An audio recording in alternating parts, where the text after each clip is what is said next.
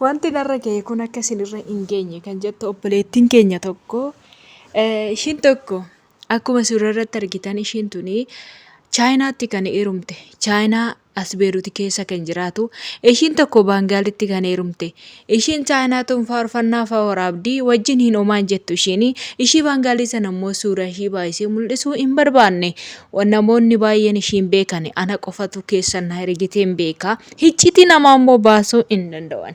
Ashama harka fuunee akkam jirtu nagaan siniifaa baay'atu hordoftoota chaanaalii kootii nagaa keessanii ani nagaa kootii siniin jedha galata gooftaa baga nagaa taatanii warroonni mana koof aaraa taatan asumaan maamila ta'uu hin dagatinaayi warroonni dursa maamila naa taatan immoo laayikii godhaa sheerillee godhaan siniin jedha laayikiin keessan ijoollee baay'atu dhaggeeffatee irraa barata.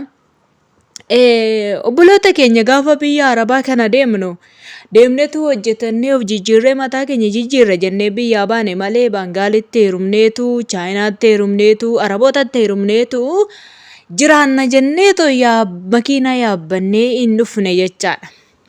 Beeruutiin kana keessa kan jiru warra hundumatu biyya kana keessa jirachaadha. Baangaaliinis hin jira, Baangaleeshinii maalidha baay'eedha kaasaan guutanii jiru. Innaa ishiin tuni Chaayinaadha ishee homaa miti amma tokko amma kanaan dura jaalala ho'aa keessa kan jiranii ishiin Baangaalitti heerumte uwwattee kinoo boossee jirti. Abbaa warraa biyyaa qabdi. Abbaa warraa biyyaa qabdi dhalarree biyyaa qabdi jechaadha ishiin Baangaalitti heerumte tuni.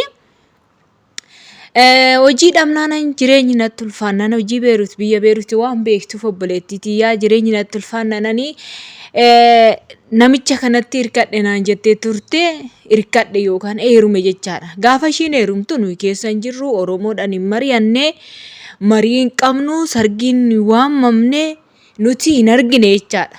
Anamma isinitti anaasaara. Hin argine ani gaafa ishiin heerumtu warra argitan immoo argitan amma suura ishee hidhossee hin jira micoo kana. Hin argine jechaadha nuyi. Miizaan hin jiru.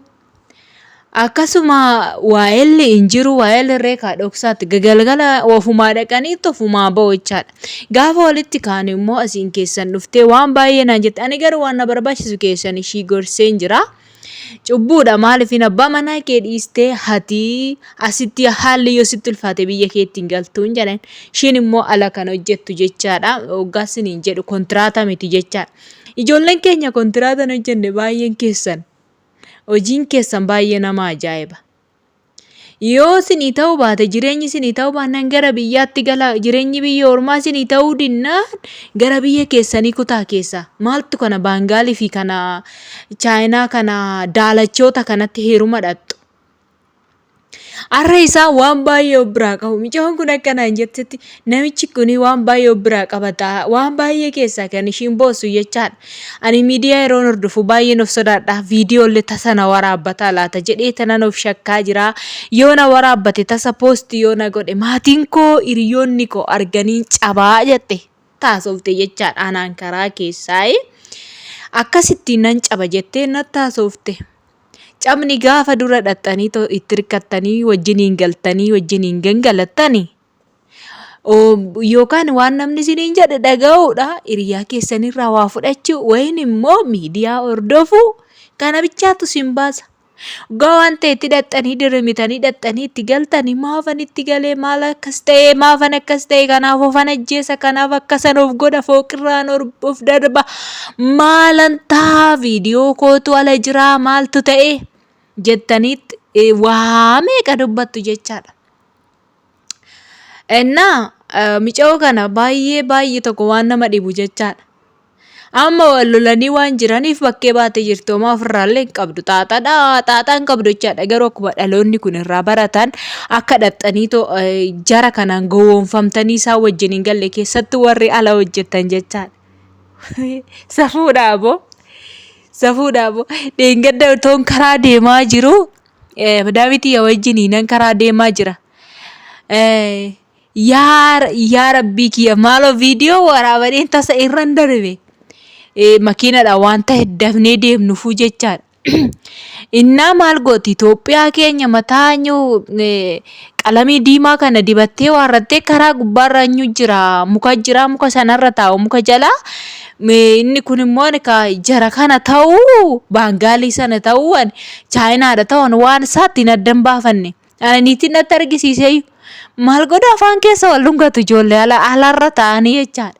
Isaan kaama dhirsaaf niitii sana ta'uun gaafa immoo jireenyi itti marrar jedhee ta'ummoo gara gube immoo yaa Oromoo koo maaloo kanan ta'e Oromoo koo akkasan ta'edha.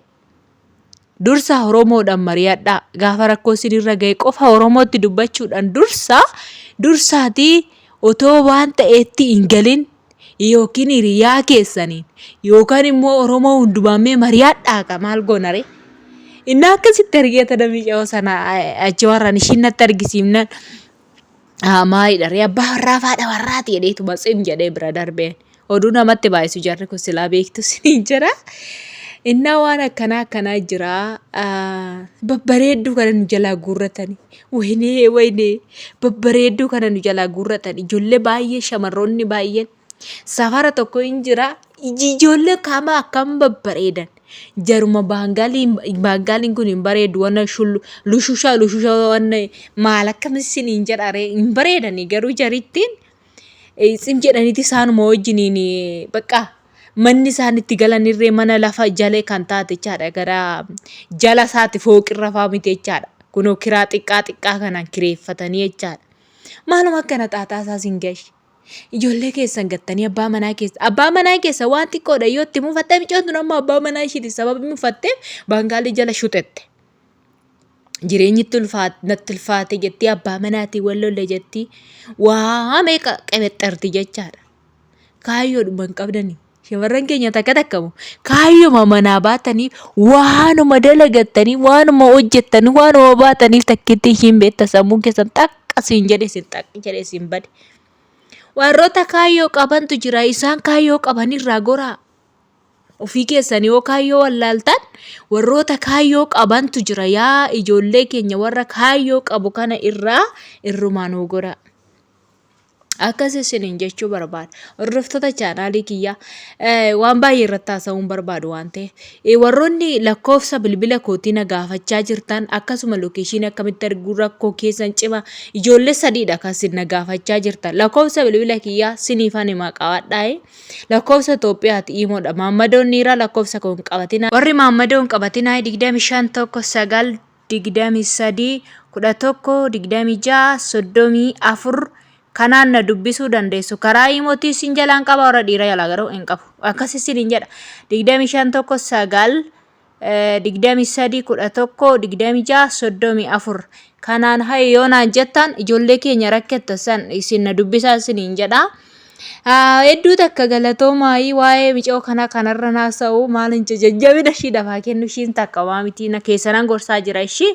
Like share gochuun dagatinaa isiniin jedha gorsaan jira immoo nan gorsaa takka gorsee tanana gara abbaa warraatti deebisaa baangaalichi yeroodhaan irraa haa galu isiniin jedha. Hordoftoota chaanaalii kootii waan dhaggeeffatanii galatooma qaxalee taa'ee abbuma argita wajjiniin hin qajeelinaan deeminaa kaayyoo keessan hin dagatinan irraa uffatina warroonni qeeqisan barreessitan immoo isinis galatooma warroonni yaada gaarii na barreessitan isinis galatooma yaada koo yoomuu mallee itti fufa isiniin jedha galatooma.